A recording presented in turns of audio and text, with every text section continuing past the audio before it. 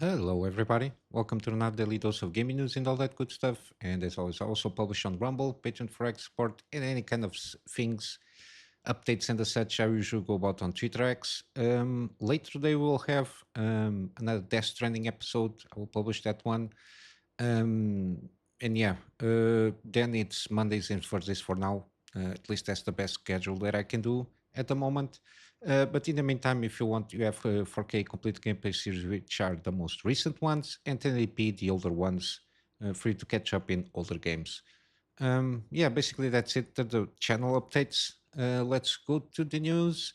We got kind of an announcement of the PCI SIG releasing the PCI Express 7.0 specifications. Again, this one supposedly is going to double the bandwidth of the PCI Express. Oh my god, the PCI Express ecosystem, like a better term.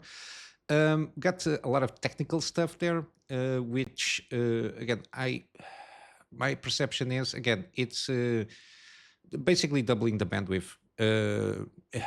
The only thing is still PCI Express 6.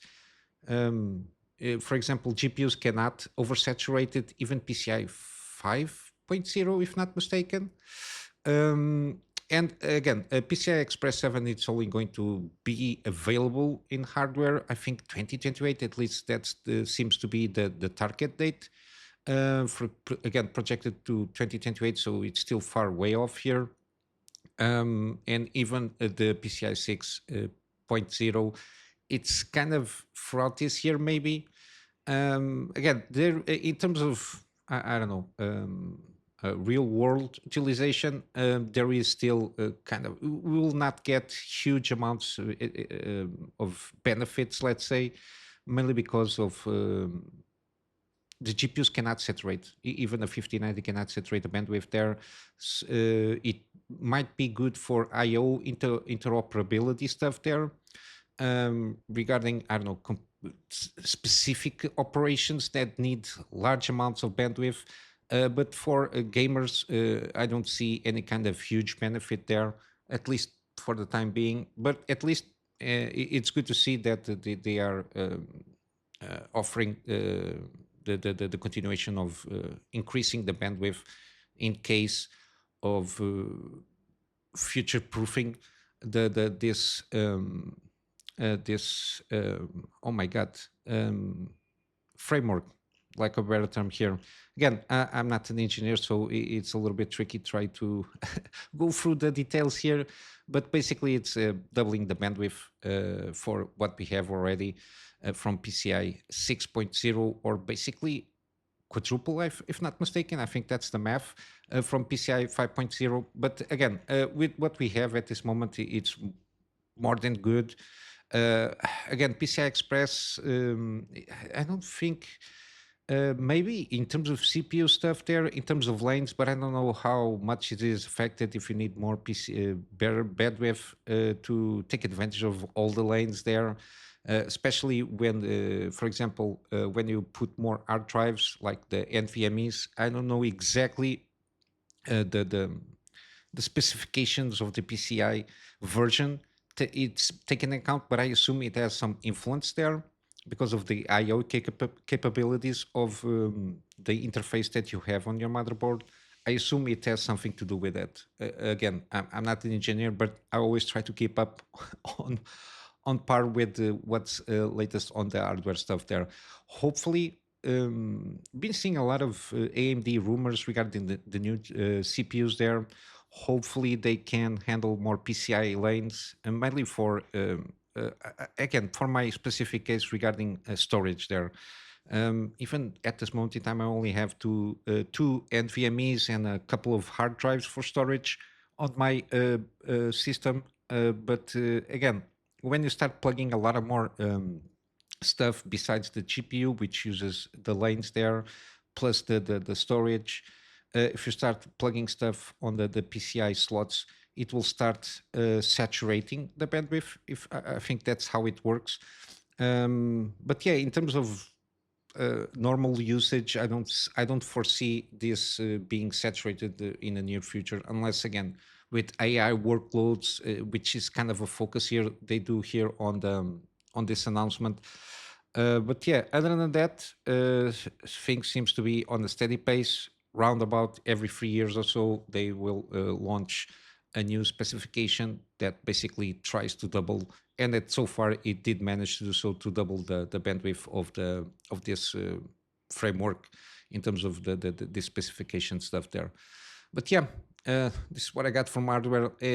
I watched Legendary Drops video, one of the latest ones, and basically focusing um, on the indie development and the coverage of indie developers, and how they launch games, work games, and all the ecosystem of the industry there in terms of from budgetary stuff um, to development team size, and how things seems to be slowly, but it seems to be a trend there, slow trend of not only customers but the industry itself realizing that finally that even with small teams, and it picks up here a good example, which is Expedition 33, on how a core team of 30 developers and then all the coverage there saying that it's not for the developers, you're not again, he goes about in a better way than I could explain there.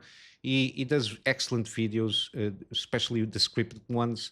I do really like to see, because he always takes a common sense approach on things, and delves deep on the issues that are affecting the industry. The doesn't it's not like the media, the gaming media, not institutions, but outlets. They just basically at this moment in time seem to be like mouthpieces for big companies, corporations, of publishers, developers. But it goes about in a very good way and explain what the problem is with the not only the coverage but the fact of over bloated budgets and teams, and how the corporate mentality is affecting the quality of the games that we've been seeing, especially from AAA, and how the indie developers from AA studios, or what we can call AA, like, I don't know, I think Expedition 43 can fit there, and even solo developers are putting out excellent games that sell as good as AAA games or better. And what is basically the main issue regarding that situation, and how it interconnects with the fact that there seems to be trying to scapegoat themselves and saying that this is an issue of on the big companies, and they basically usually try to blame always on the customer, and putting the customer with the burden of basically paying the budgets of the games. It's kind of a thing that I usually, from time to time, pull, and it's one of my pet peeves with the big studios.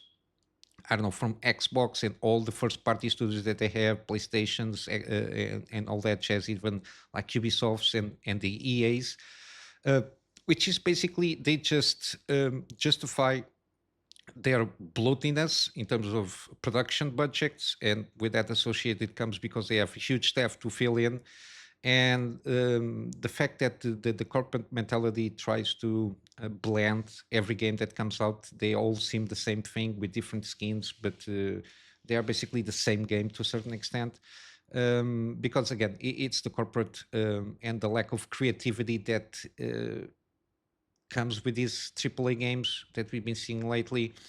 And the fact that, again, we got the case specifically of Expedition 33. We got a lot of some of the unsatisfied, let's say, Ubisoft developers. They got out of Ubisoft and they start working on this project that they always wanted to come out with, which is Expedition 33.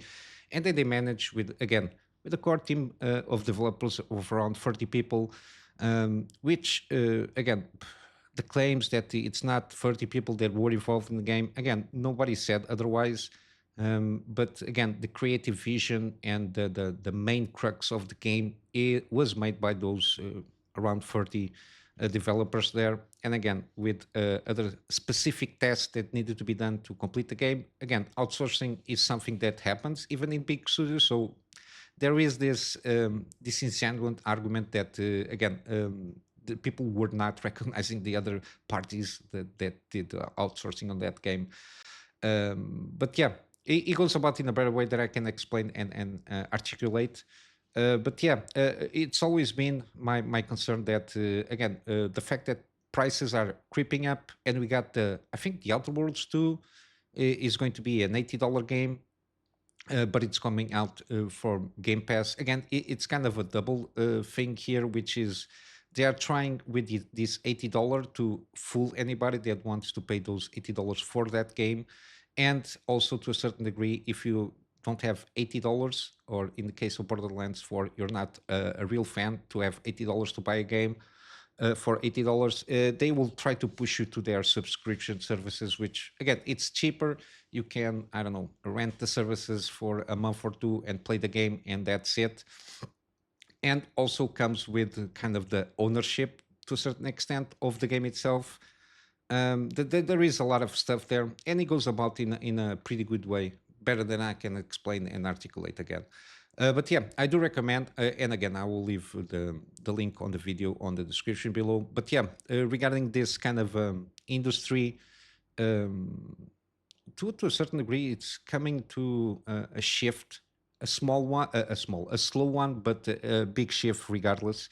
And I think this is not good for the people that are on the development teams, at least on the management side. It's going to try. It's going to try. Sorry, it's going to be more difficult to justify the bloated budgets because again, investors and the shareholders will start to see on the other side of things uh, small development teams making huge hits of games and making huge sales, and eventually they will catch on that and they will start to demand that again, coming from a corporate perspective, you need to cut down the development team sizes, and with that reducing budgets too, because if it is possible for a handful of smaller indie developer teams to do such a thing, you should be able to do so in the same way. And that's basically going to be probably the shift. And with that said, they could not justify, for example, having high prices on the products because people tend to forget this is an industry where there is a product that the company wants to sell, and then there is a customer that has the power of the purse to vote with their wallet on products that they think that might be worth that money, and it's going to be very hard to justify trying between 70 to $80 games putting out that when you have, for example, Expedition, which is a cheaper game. I think it's around $50 or so, and it's a pretty good experience. How you can justify $30 increase on a thing that it doesn't have the same kind of quality on their product there? But yeah, I will leave it at that.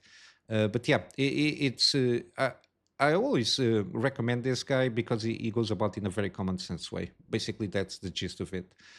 On other things, we got supposedly The Witcher 3 might get an additional story DLC early next year. Again, this comes about of as a rumor. Again, it seems that the team that is at this moment in time remaking Witcher 1, I think it's Unreal Engine. So I don't think it's going to be on the Red Engine. But the team that supposedly is working on the remake of Witcher 1 supposedly might be working also on a DLC for The Witcher 3, which again, it's a little bit odd, given that as far as I know, I think the remake of the first Witcher is going to be in Unreal Engine 5, if not mistaken. So why they, if that's so, how they could manage to at the same time working on the Rend engine, which is a completely different engine, and make some DLC there. I don't know. Maybe they got a handful of guys there that are experts on that engine to make something extra for the Witcher 3. But again, this is kind of a rumor, so not much of confirmation or anything. What we got in terms of confirmation is basically mods. We got plenty of mods for The Witcher 3, and one of the latest mods is the Last Wish project, which basically tried to recreate the book written with the same title, with some stories that there is in that book there. The project at this moment is in alpha, but it's available to download, allowing them to experience the first video game adaptation to the Lesser River story and learn why Geralt is called the Butcher of Blaviken. Again, there is huge amounts of mods for you to try out. I usually recommend on the first to play with the expansions because they're very very good. Is to play the Witcher 3 vanilla mode, so you can get the experience of the story and basically the basic mechanics of and the ability stuff there. I always recommend the vanilla gameplay. Uh, Maybe you can put, I don't know, some visual mods with texture packs or something like that to improve a little bit the visual experience. But then the sequential runs again, you can. I really do recommend for you to try out some. There is huge variety of mods that some of them overall the combat system, some of them add more stuff like side quests and such. Again, there is a huge amount of selection for The Witcher 3, and this is one of those that tries to be as faithful as they can to the books, which is always good to see. But yeah, Witcher 3 is still an excellent game. Um, Sometimes the side quests are better than the main quest, but yeah, you got a lot of stuff to do. I remember losing myself on side quests here and there and exploring the world and see what's happening and reading the lore books and all that jazz. Again, it's a very excellent game to this day here. Then we got from Summer's Game Fest, from the announcements, we got some previews of demo gameplays, and I'm going to pull up some of them that interested me. One of them, again, is Pragmata, and it seems to be very interesting. I watch Luke Stevens. Looks, I don't remember. He is a bigger YouTuber, and it seemed to play around with this demo in particular. But here from DCCF Tech, they also managed to try out the demo here. Again, this is very interesting. Again, you play as, again, I forgot about the name of this guy. Oh my God. Okay, Hugh, I think it's called the main protagonist. And then you have this android named Diana. It's going to tag along with you. Basically, the thing is escape the moon and go back to Earth. But yeah, very interesting. The mechanics. You are Hugh is basically the guy with the guns, and the android Diana seems to be the hacker kind of a thing. And everything gels seem to be gelling pretty interesting by the fact that while you're on combat, you basically have to hack yourself out of or slowing down the enemy, removing their defenses or shields, and you have to do that at the same time with kind of a mini game kind of thing. Well, so basically, it seems that you can lock on enemies, if not mistaken, and then while you try to dodge or try not to attack, you're first trying to hack your way with a mini game, which seems to be simple enough. But again, it's something that you need, like multitasking to a certain degree. You have kind of a mini game puzzle for you to down the defense of the enemies, and so then you can basically shoot the weak spots there to finish off the enemy. And it seems very interesting. There are some worries that this kind of mini game mechanic might overcome its state to a certain degree, might feel a little bit repetitive. But it seems that the mini game increases in difficulty as you go along in the game. So basically, the first one seems to be kind of a gimmick to a certain degree. It might seem, again, depends. Again, this is a demo that was about 15 minutes or so. But the fact that they're trying to do something different here with this duo of one being specialized more than the other. It seems very interesting, and the fact that also you got your main weapon, which is a pistol with infinite ammo, but the drawback is it has limited amount, and it can you have to wait for it to recharge energy-wise, it seems. And then you got some dropped weapons that have like a couple of magazines or something like that to use, and then they just you drop out of them. Very interesting what they're trying to do here, and I think also will serve these demos to have some feedback of probably fine tuning a little bit here and there. All these gameplay mechanics that seem very interesting. At least they are trying something new, for what it seems, which it's very interesting. There's also supposedly some navigation on the level, so you can explore a little bit, try to get some secrets out of it, to get some buffs here and there. But yeah, very interesting.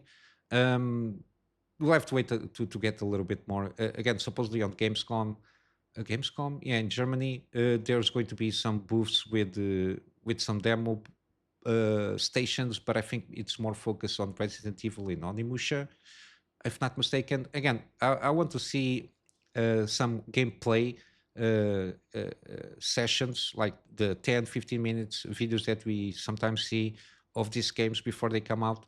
I want to see the combat itself, to see how it might feel when you play the game. I think it's the best way to go about it. But again, we're always going to see first this kind of closed demos, uh, kind of preview stuff there. But yeah, it seems to be going on pretty good path. I just hope this game is pretty good, but because the setting and the hook of the game, it's interesting enough for me to maybe give it a go. Then we got also some previews for Resident Evil Requiem, some hands-on here. Again, you play as this Ashcroft.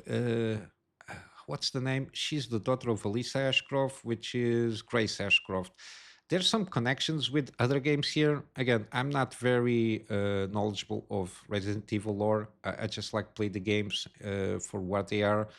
Um, but yeah, it seems that again, there isn't enough information to make a definitive statement of what this game is going to be. But people seem to be pretty interesting on this one.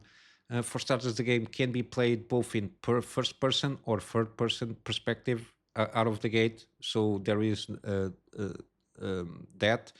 Um, the demo that people played was in a hospital. It started off with her hanging upside down, I think, or she's like restrained in some way. You can manage to release yourself. Then you get to go through the hospital. Again, there is the puzzling with the locked door stuff there, and other stuff.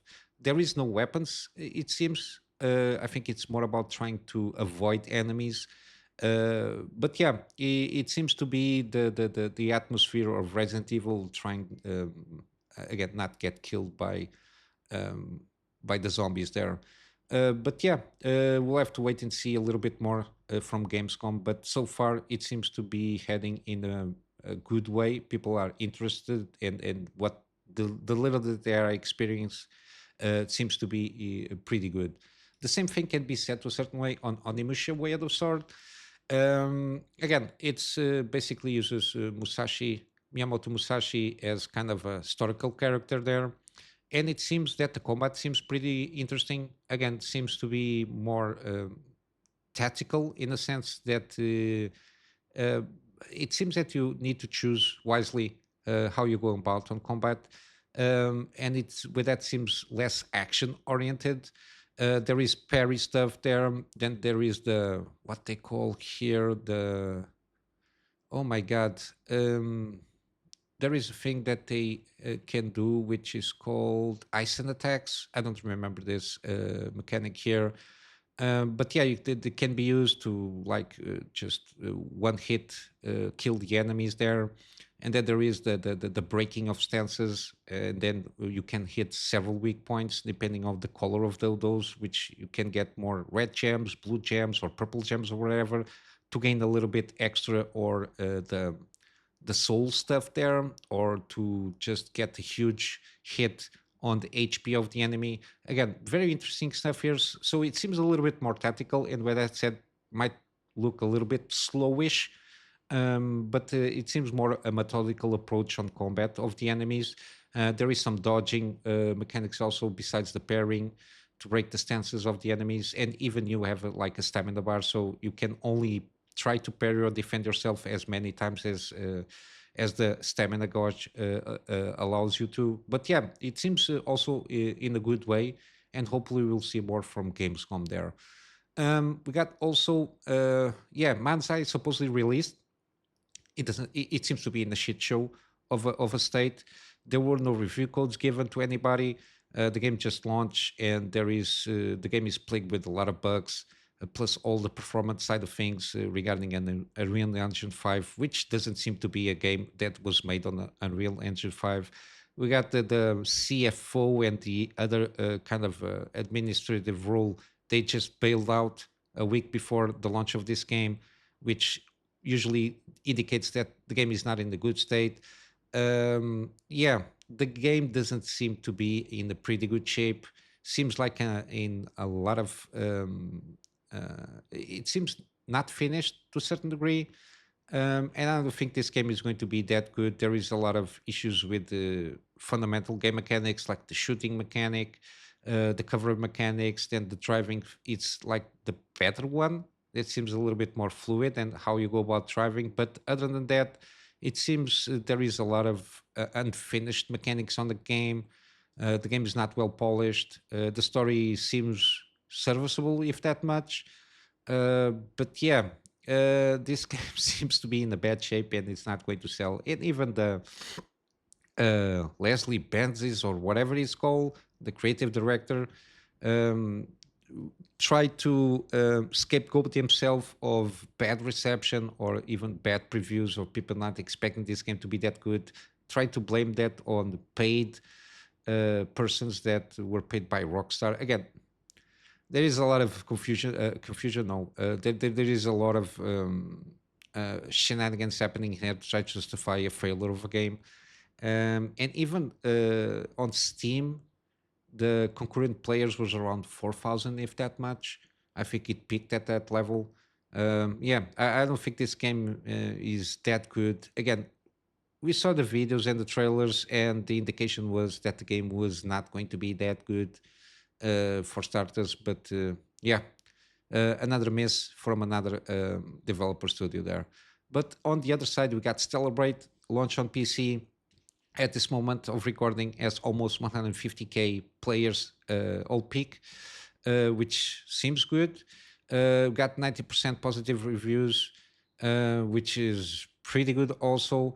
And I don't see this much in terms of coverage, but again, in terms of restrictions, it seems that it's only restricted in sanctioned countries.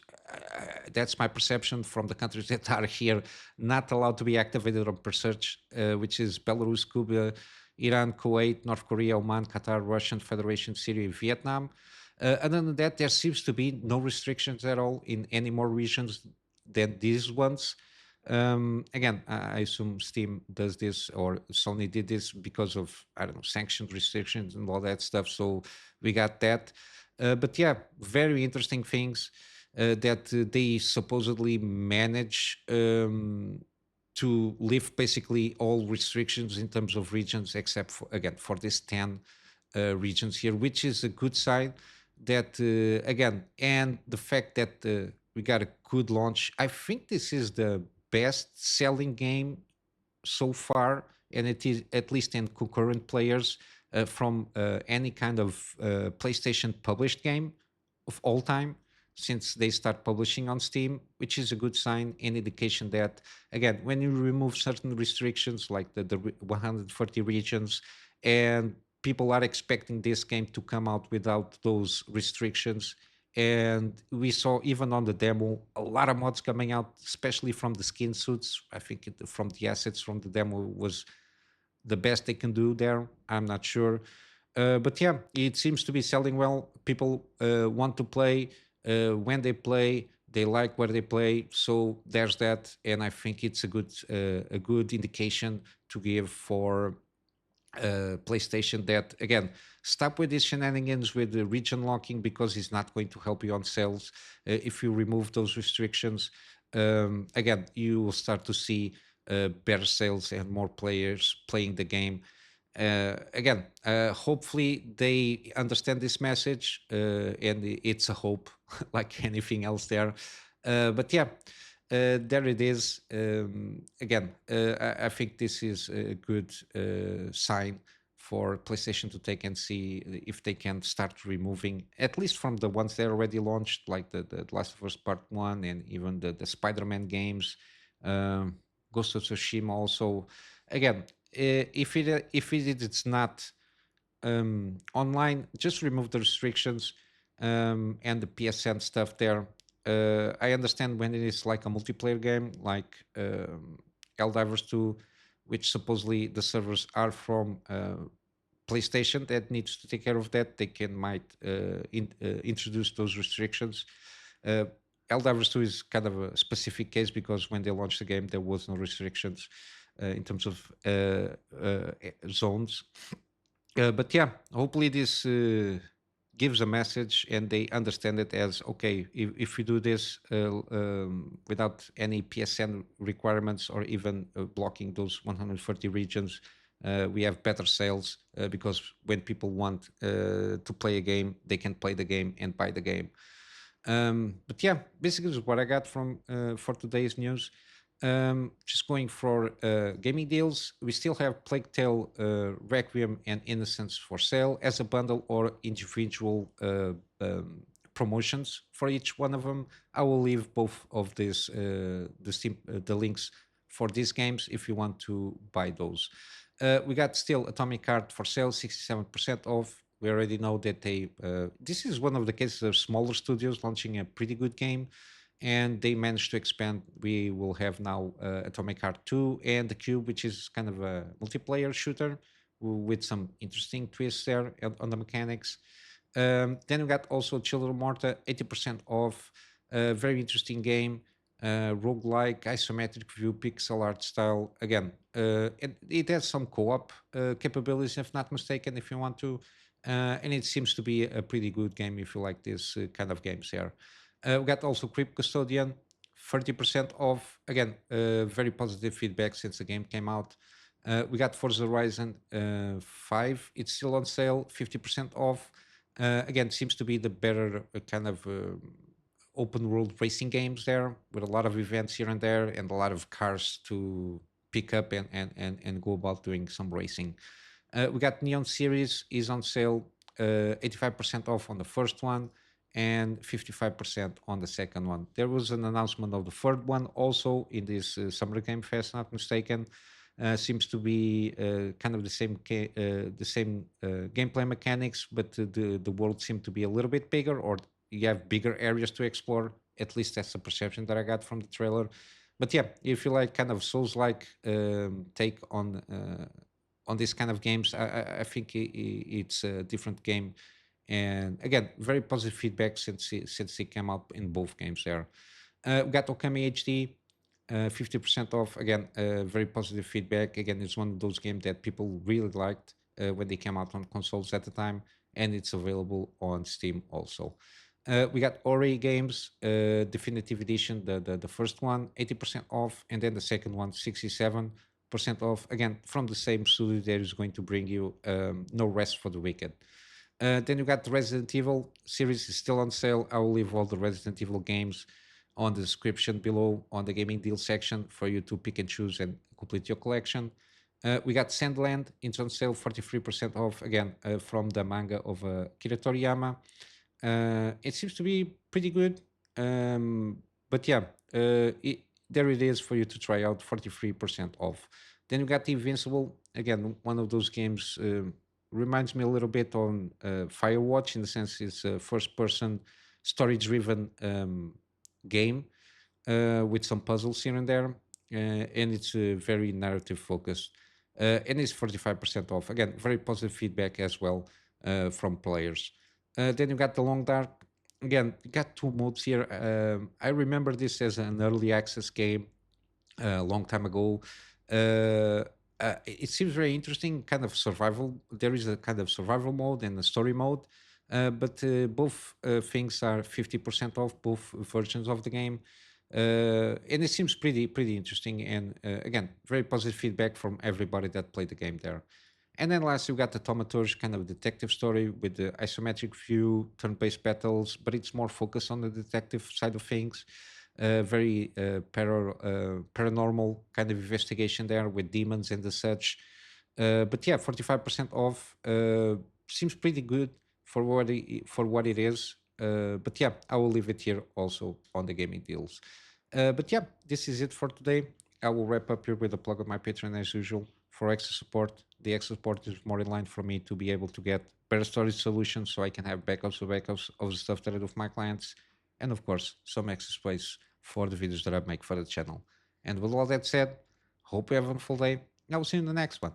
So until then, Kunamy Master out.